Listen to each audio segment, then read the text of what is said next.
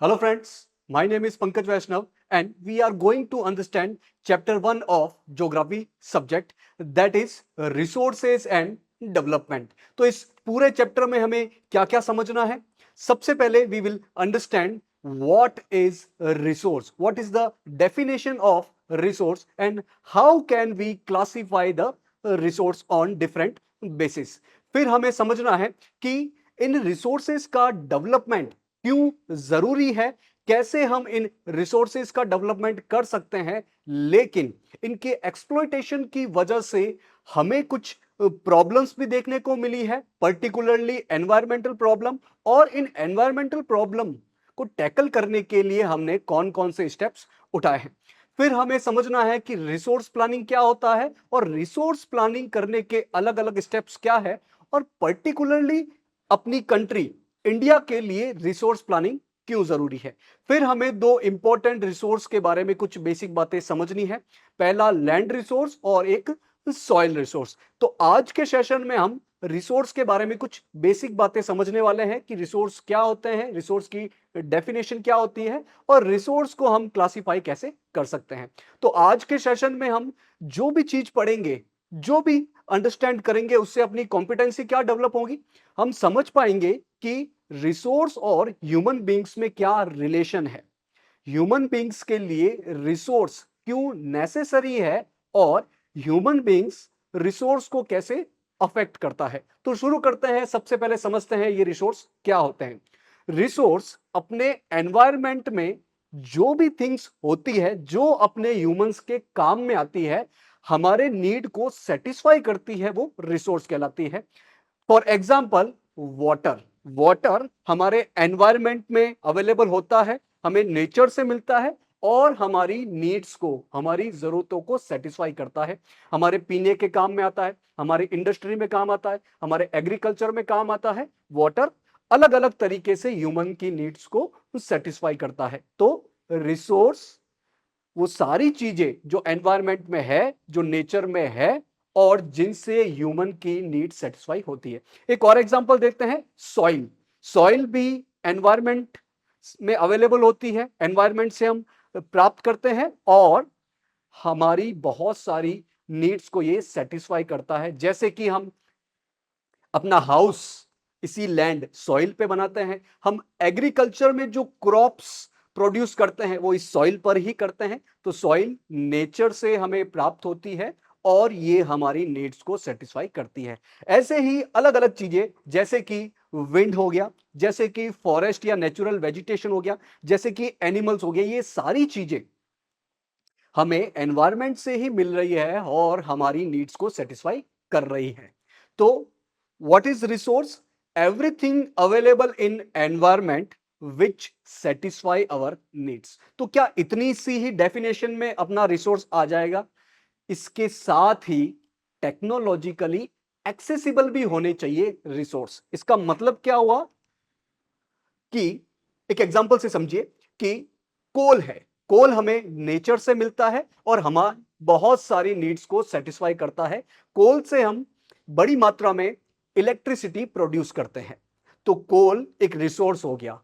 लेकिन यदि मैं कहूं कि आज से कुछ साल पहले अर्थ से कोल निकालना इम्पॉसिबल था, क्योंकि हमारे पास टेक्नोलॉजी नहीं थी जमीन से अर्थ से उसको निकालने के लिए। तो जब तक हम कोल को जमीन से बाहर नहीं निकाल पा रहे थे, अर्थ से एक्सट्रैक्ट नहीं कर पा रहे थे, तब तक कोल हमारे लिए रिसोर्स नहीं था। तो रिसोर्स हमारी नीड्स को सेटिस्फाई करे, साथ ही ये टेक्निकली एक्सेसिबल भी होना चाहिए, साथ ही इकोनॉमिकली फिजिबल भी होने चाहिए। इकोनॉमिकली फिजिबल का मतलब कोल के एग्जांपल से ही समझते हैं कि हमने 100 रुपीज मार्केट वैल्यू का कोल निकाला, लेकिन इसको निकालने में अपना एक्सपेंस हो गया 500 रुपए, अपना खर्चा हो गया 500 रुपए, 500 रुपीज।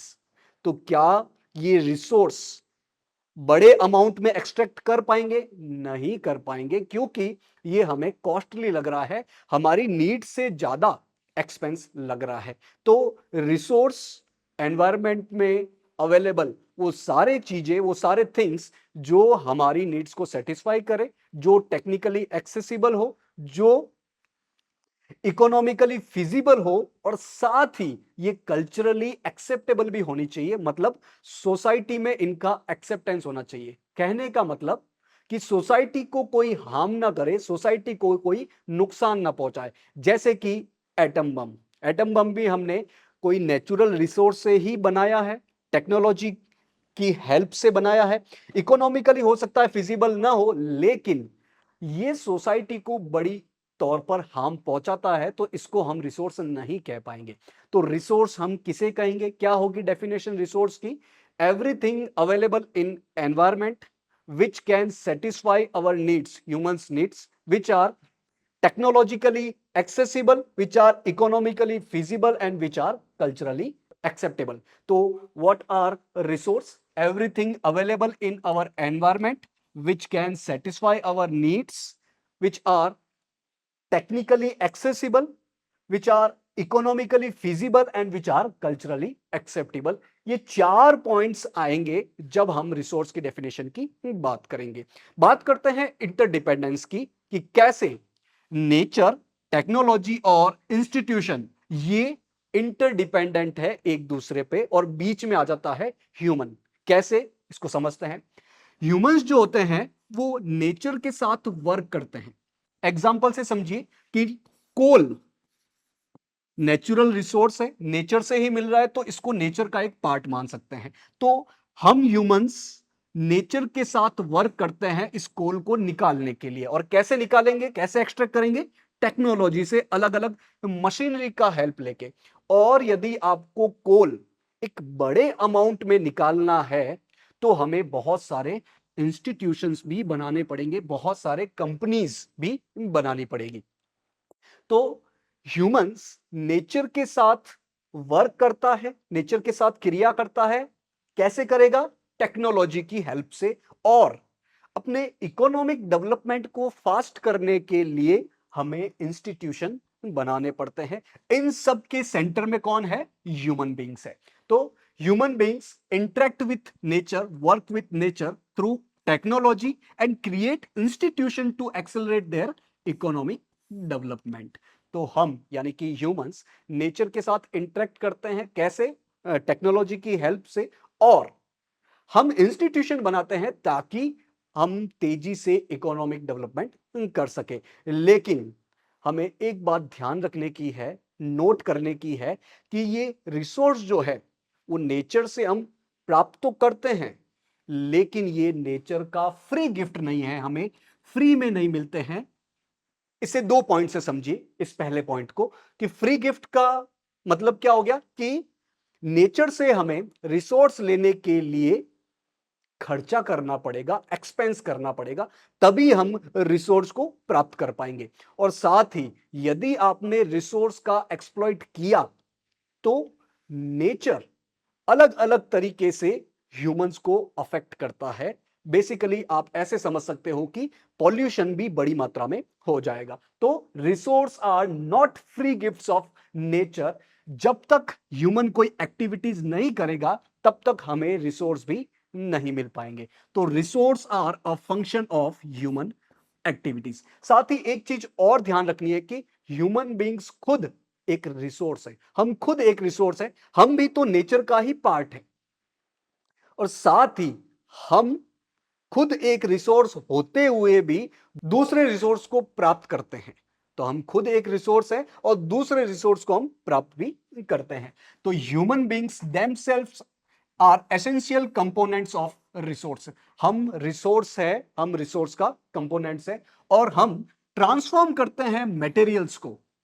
हम जैसे कि हमने अर्थ से कोल को एक्सट्रैक्ट किया, माइनिंग किया, फिर कोल से हमने इलेक्ट्रिसिटी बनाई, मतलब हम कोल का ट्रांसफॉर्मेशन कर रहे हैं, उसका चेंज कर रहे हैं, उसको हम यूज कर रहे हैं। तो humans transform the materials available in our environment into resources and use them. तो ह्यूमन खुद एक रिसोर्स है, और हम एनवायरमेंट से, नेचर से रिसोर्स को एक्सट्रैक्ट करते हैं, रिसोर्स को प्राप्त करते हैं, और उसको ज्यादा वैल्यूएबल थिंग्स में कन्वर्ट करके उसका यूज करते हैं। अब समझते हैं क्लासिफिकेशन ऑफ रिसोर्स कि कैसे हम रिसोर्स को क्लासिफाई कर सकते हैं अलग अलग बेसिस पे। बेसिकली हम 4 बेसिस पर रिसोर्स का क्लासिफिकेशन कर सकते हैं।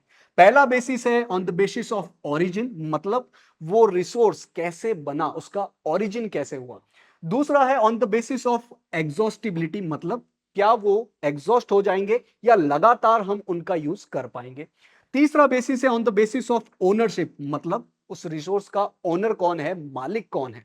और चौथा बेसिस है on the basis of status of development, क्या वो रिसोर्स पूरी तरीके से डेवलप हो गया है, उसको हम क्या पूरी तरीके से यूज कर पा रहे हैं, या फिर अपने पास कुछ कंस्ट्रेंट है। हो सकता है वो इकोनॉमिकल कंस्ट्रेंट हो सकता है वो टेक्निकल कंस्ट्रेंट हो, टेक्निकली रुकावटें हो, उसकी वजह से हम रिसोर्स का डेवलप नहीं कर पा रहे हैं। तो एक एक करके इन चारों बेसिस पर हम रिसोर्स का क्लासिफिकेशन देख लेते हैं। सबसे पहला क्लासिफिकेशन है on the basis of origin, वो रिसोर्स कैसे बनता है। इस बेसिस पर हम रिसोर्स को दो भागों में बांट सकते हैं, दो पार्ट में बांट सकते हैं, एक बायोटिक रिसोर्स और दूसरा अबायोटिक रिसोर्स। बायोटिक रिसोर्स क्या होते हैं, वो सारे रिसोर्स जिनमें लाइफ होती है, जो जिंदा है, जैसे कि फ्लावर हो गया, जैसे कि फिश हो गया, जिराफ हो गया, हम ह्यूमंस हो गए। तो humans, animals, natural vegetation, plants, trees, they all are biotic resources. दूसरा है इसमें अबायोटिक, जिसमें लाइफ नहीं होती है, जो जिंदा नहीं है, जैसे कि अलग अलग मेटल्स हो गए, जैसे कि सॉइल है, जैसे कि वाटर है, इनमें लाइफ नहीं होती है, यह अबायोटिक रिसोर्स में आ जाएगा। दूसरा बेसिस है on the basis of exhaustibility, मतलब क्या वो रिसोर्स एग्जॉस्ट हो जाएंगे अपने फ्यूचर में, जस्ट फ्यूचर में, या फिर हम इनको कंटिन्यूसली यूज कर पाएंगे। तो इस बेसिस पर रिसोर्स को दो पार्ट में बांटा जा सकता है, रिन्यूएबल और नॉन रिन्यूएबल। रिन्यूएबल रिसोर्स क्या होते हैं, जिनको बार बार रिन्यू कर सकते हैं, बार बार इनका यूज कर सकते हैं और ये प्रैक्टिकली कभी खत्म नहीं होंगे, जैसे कि solar energy, wind energy, hydro electricity, ये रिन्यूएबल एनर्जी के एग्जाम्पल है। दूसरा है नॉन रिन्यूएबल एनर्जी, जो कि बार बार रिन्यू नहीं होते हैं, इनको बनने में मिलियंस ऑफ ईयर्स लगते हैं। तो प्रैक्टिकली अगर एक बार ये खत्म हो गए तो इनको हम वापस नहीं प्राप्त कर सकते हैं, जैसे कि कोल है, ऑयल है, नेचुरल गैस है, मेटल्स है, ये सब नॉन रिन्यूएबल एनर्जी में आ जाएंगे। तीसरा बेसिस है on the basis of ownership, कि रिसोर्स का मालिक कौन है, ओनर कौन है। इसमें 4 टाइप के रिसोर्स में बांट सकते हैं, individual, community resource, national resource and international resource. Individual resource क्या होते हैं, जो किसी एक पर्सन या ग्रुप ऑफ पर्सन या कंपनी के ओनरशिप में होते हैं, जैसे कि हाउस हो गया, कार हो गई, कोई कंपनी हो गई, कोई लैंड हो गया, ये इंडिविजुअल रिसोर्सेज के एग्जांपल है।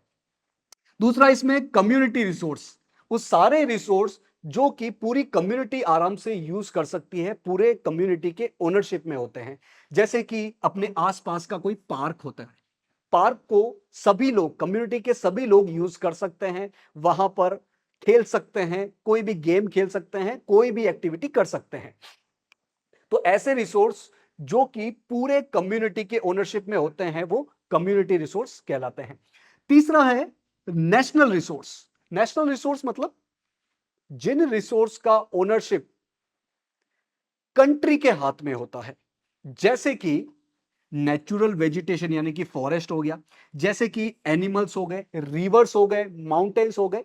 तो ये किसी पर्टिकुलर पर्सन के नहीं होते हैं, किसी कम्युनिटी के नहीं होते हैं, बल्कि ये नेशनल गवर्नमेंट या अलग अलग स्टेट गवर्नमेंट्स के ओनरशिप में होते हैं, वो उनका मैनेजमेंट करती है।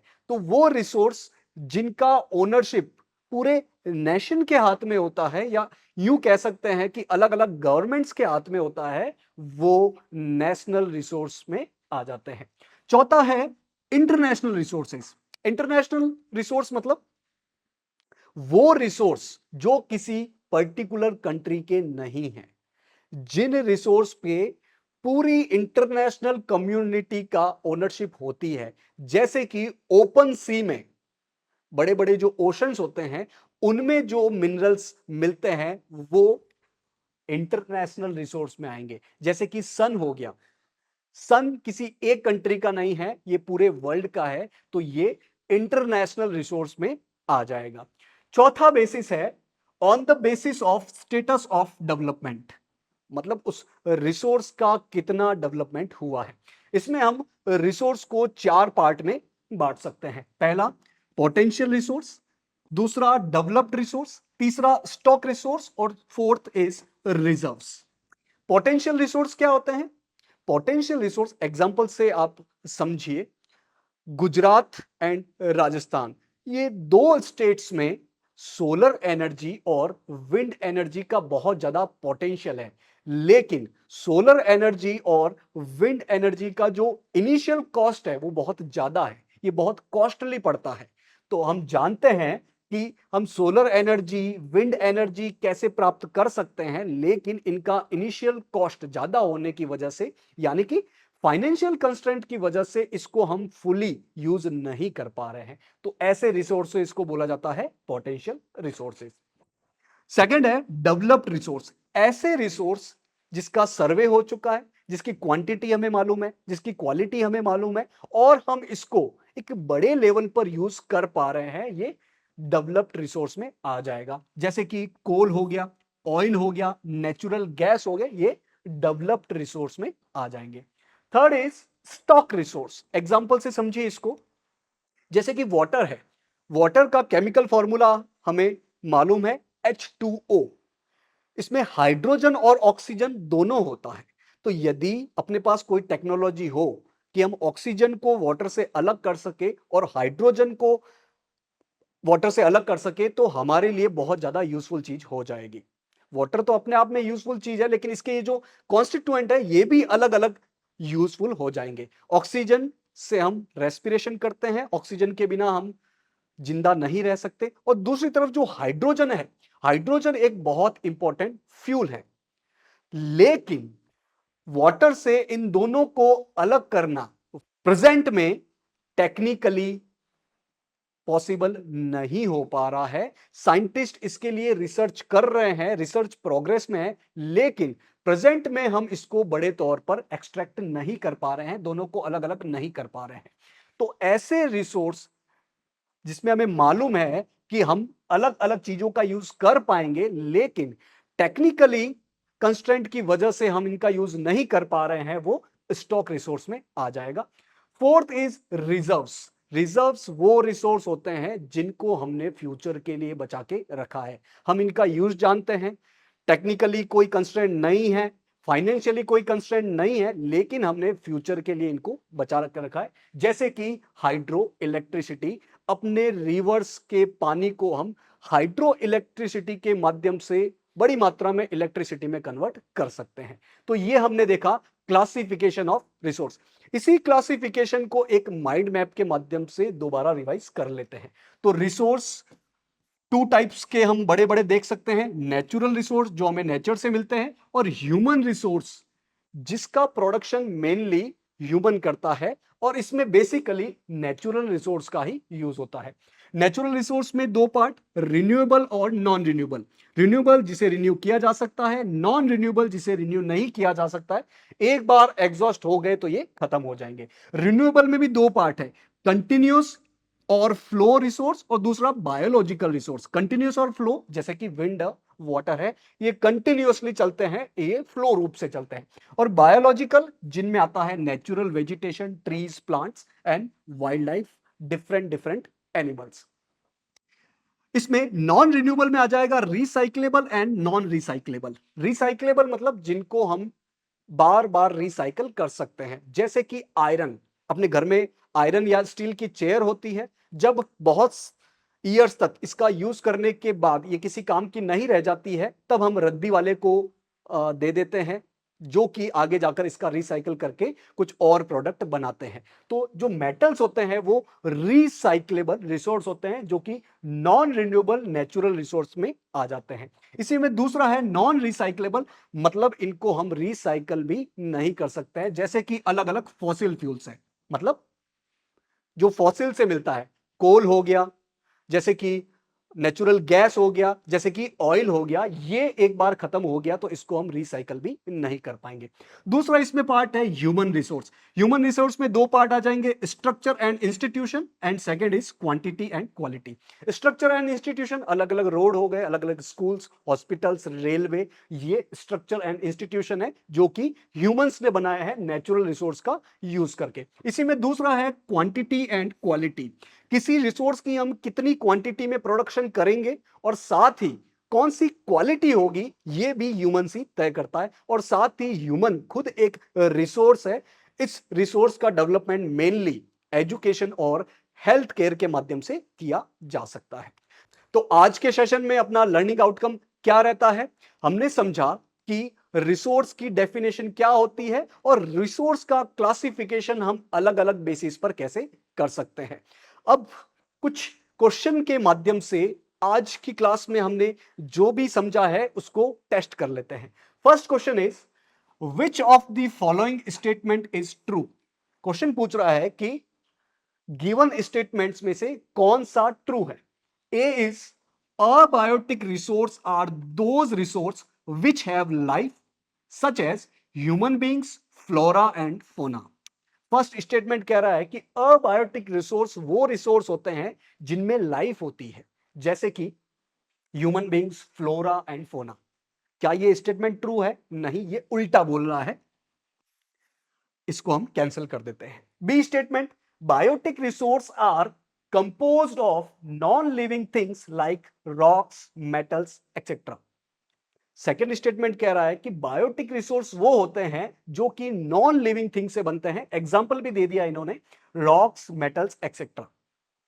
ये भी उल्टा बोल रहा है, बायोटिक रिसोर्स में तो लाइफ होती है, इनमें लिविंग थिंग्स आ जाती है, तो इसको भी हम कैंसिल आउट कर देते हैं। सी कह रहा है both options A and B are true. क्या दोनों ऑप्शन ट्रू है? नहीं, दोनों ऑप्शन, दोनों स्टेटमेंट तो फॉल्स है, तो इसको भी हम कैंसिल आउट कर देते हैं। तो बचता है ऑप्शन नंबर डी। क्या कह रहा है? Both options A and B are false. ये सही कह रहा है कि statement A, option A and option B both are false. तो इसी को हम टिक कर लेते हैं कि option D is true. Next question, question number 2, which one of the following types of resource is iron ore. बोला जा रहा है कि आयरन ओर इनमें से किस प्रकार का रिसोर्स है। A option is renewable resource, B biotic resource, C flow resource, D non renewable resource. तो हमने समझा कि आयरन ओर जो कि एक मेटल है, ये रिन्यूएबल नहीं है, इसमें लाइफ नहीं होती है, तो बायोटिक भी नहीं है। फ्लो में तो हमने देखा विंड और वाटर आएगा, तो बचता है option number D non renewable. तो हमने समझा था कि मेटल्स नॉन रिन्यूएबल रिसोर्स होते हैं। ऑप्शन नंबर डी अपना सही जवाब हो जाएगा। Third question is materials in the environment which have the potential to satisfy the human need but human beings does not have appropriate technology to access them are called what। Question कह रहा है कि ऐसे resource जो human की satisfy को need कर सकता है लेकिन अपने पास कोई टेक्नोलॉजी नहीं है जिससे कि हम वो रिसोर्स बना सके। ऑप्शन ए है potential resource, option B is developed resource, option C is stock resource and option D is reserves. तो हमने समझा था वाटर के एग्जांपल से कि वाटर का केमिकल फॉर्मूला होता है H2O। इसमें से हम H2 यानी कि हाइड्रोजन और ऑक्सीजन अलग कर पाए तो दोनों ही रिसोर्स बड़ी मात्रा में अपने लिए यूज आ जाएंगे, लेकिन प्रेजेंट में अपने पास ये टेक्नोलॉजी नहीं है। तो यही पूछा जा रहा है कि ऐसे रिसोर्स जो अपने ह्यूमन नीड को सेटिस्फाई कर सकता है लेकिन अपने पास एप्रोप्रिएट टेक्नोलॉजी नहीं है कि उन रिसोर्स को हम एक्सट्रैक्ट कर सके, उसे बोला जाता है स्टॉक। ऑप्शन नंबर सी अपना सही जवाब हो जाएगा। तो इन क्वेश्चन की हेल्प से हमने एक तरीके से अपने आप को टेस्ट कर लिया है। होप आज की क्लास आपको समझ में आई होगी। Thank you for joining this session.